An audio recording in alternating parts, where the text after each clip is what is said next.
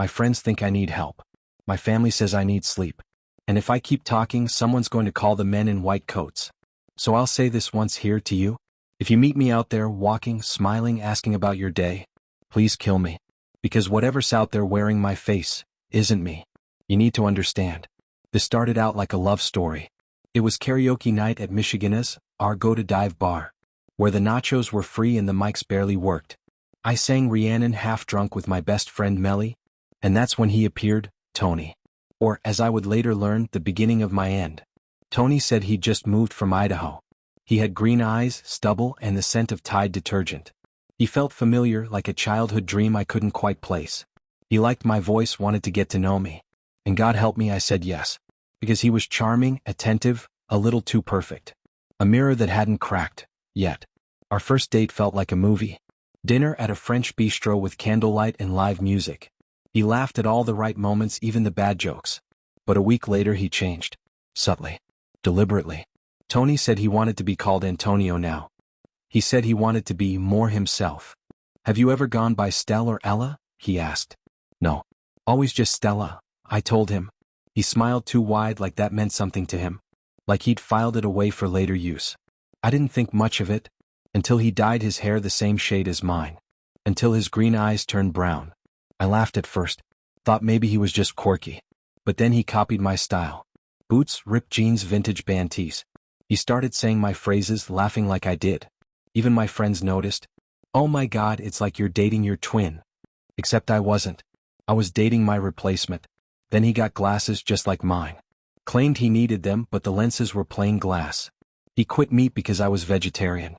He started humming Blondie under his breath. Though he'd claimed he hated rock when we met. Everything I was, he became. Piece by piece, like a puzzle snapping shut. I showed my friends old photos. Tony's green eyes, his square jaw, the height difference. But they just blinked at me like I was crazy. He's always looked like that, Melly said. No, he hasn't, I whispered. But the photos were changing too. In my phone, in the cloud, they all showed him as me. I stopped going out. He didn't. He went to my esthetician, took my Pilates class. He even went to dinner with my parents. And when I called them, screaming that it wasn't me, my mom said, "Sweetie, are you okay? You sound strange." Like she didn't recognize my voice anymore. Then I saw him in the mirror. Not beside me, in me.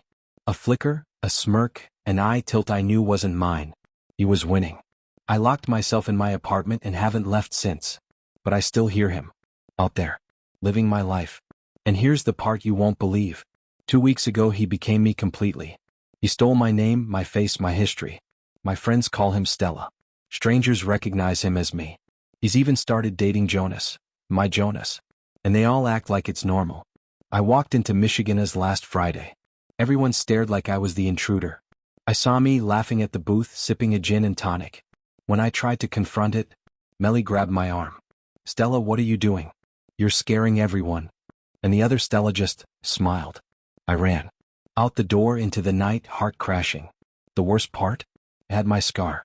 The 4-inch line down my elbow from falling off a horse at 8. No one else could have known that. No one human. So what is it? A shapeshifter? A parasite? A demon? I don't know. I just know it's better at being me than I ever was. It fooled my friends, my parents, myself. And every day I stay hidden, I fade a little more. Like I never existed. It sends messages sometimes. From accounts I didn't make. Doing great today. Hope you're resting. Wore the red boots. You always loved those. Sometimes it signs off with, "Don't worry. I'll take care of our life." Or, the audacity of it. I set up cameras. One caught it staring through my window at 2:43 a.m. Just standing there. Not moving. Not blinking. Wearing my pajamas. Holding my toothbrush. I can't live like this. I barely remember who I am anymore. I write my name on sticky notes to remind myself. I hum Blondie songs like spells. But they feel like his songs now. He sings louder. And the world listens to him. I tried ending my life last week. But he stopped me. Smashed through the window, pulled the knife from my hand. He didn't say a word. Just smiled. Like he couldn't let me go, yet. Like I was still part of the costume. So that's why I'm writing this here. For you. A stranger who might see me. Who might think I'm friendly, quirky, dateable. If I smile too wide, laugh too loud. It's not me. It's it. You'll know it's fake if it calls itself Stella. You'll know it's fake if it loves action movies, blondie, vintage boots. If it talks about a scar from horseback riding. If it says it's allergic to cinnamon. If it drinks gin and tonic with a lime twist. If it hums Rhiannon while shopping. Kill it. I don't know what happens if it's not stopped. Maybe it'll move on to you next. Maybe that's how it works. Maybe you're already not who you think you are. Check your mirrors. Check your scars.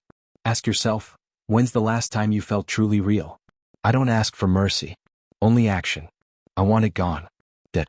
Buried deep and burned. Because if I ever leave this apartment, it'll mean it's won. And I will not live in the skin of a ghost. So if you ever meet me, please be brave. Be cruel. Be final. I'm 5 feet 5 inches, brown eyes, short curly hair. Red framed glasses. Scar on my elbow. Tattoo of a skull on my right wrist. I wear band tees, shop thrift, and cry at Die Hard. If you see me on Bumble or Tinder, don't swipe. Don't fall for it. Don't love it. Just kill it. And if you're unsure, ask it this. What's your childhood friend's name? If it says Isdra, run. Or strike. Because only I would know that name. My name is Stella Kobe. But I don't know how much longer I can claim that. Time is thinning. And it is thickening, growing stronger. So I'm begging, one last time. If you see me, don't save me. Erase me.